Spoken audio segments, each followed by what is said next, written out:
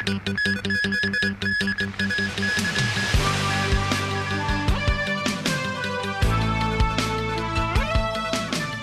家好，我係黃善河。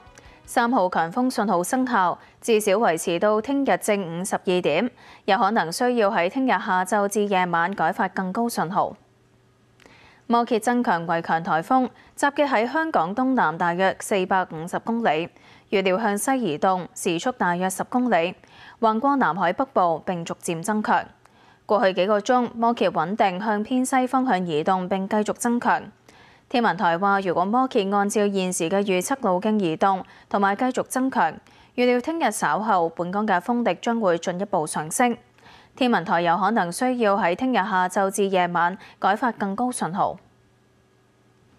摩羯距離香港400幾公里，3號信號發出之後，維港晚間嘅天色未有明顯轉差，能見度仍然良好。市民日間最大感受仍然係酷熱。多區最高氣溫錄得攝氏33度或者以上，打鼓嶺、上水同埋元朗更加錄得35度。靠近維港就有啲海風，好焗啊！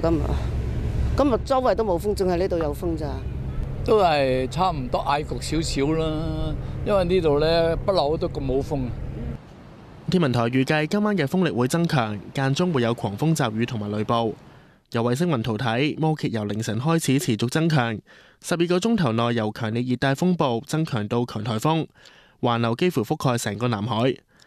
用雷達圖睇近一啲，佢嘅螺旋雨帶已經喺本港200公里左右，影響廣東東部沿岸海域。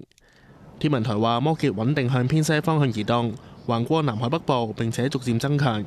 預料聽日下晝至到星期5日間，以強颱風至到超強颱風嘅級別喺本港西南400公里內掠過。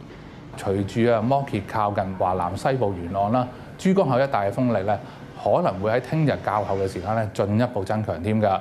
天文台咧會視乎摩羯嘅動向啦，同埋強度變化，評估係咪需要咧喺聽日下晝啦，至到係晚上咧發出更高熱帶氣旋警告信號嘅。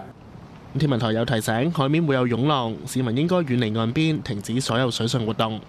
無線電視記者吳家軒報道。而喺澳門，1號風球仍然生效，預料將會喺今日維持。氣象局預料凌晨至朝早嘅風力會增強，雷雨漸趨頻密，改發3號風球嘅機會高。而聽日夜晚發出8號風球嘅可能性係中等至較高。受到摩羯影響，香港快運聽日多班機延誤。原定聽日下晝香港去南韓首夜仁川嘅 UO626，延遲到星期5朝早7點左右起飛。回程嘅 UO627亦都延遲到星期5下晝近1點出發。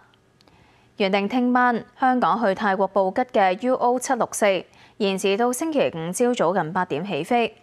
回程嘅 UO765就延遲到星期5上晝11點左右出發。